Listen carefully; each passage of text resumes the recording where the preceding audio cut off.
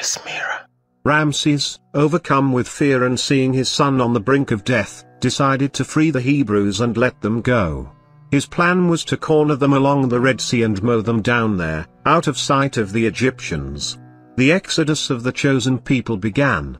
Arriving at the Red Sea, they were ambushed by Egyptian cavalry.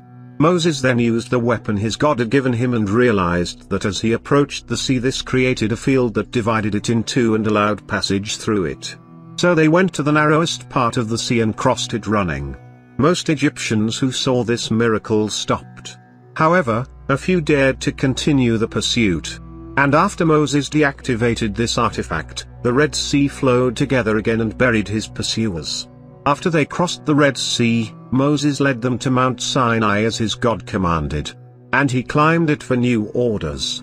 It took him 40 days to carve into a stone the commandments dictated to him by his God.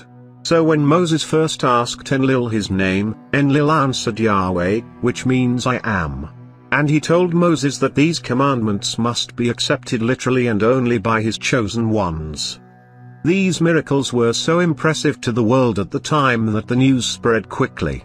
The God of the Hebrews is the only God who gave these commandments to all mankind.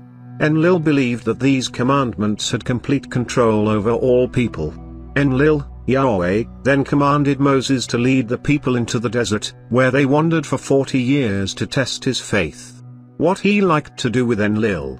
He eventually led them to Canaan, where the 12 tribes of Israel were formed and the Jews were born.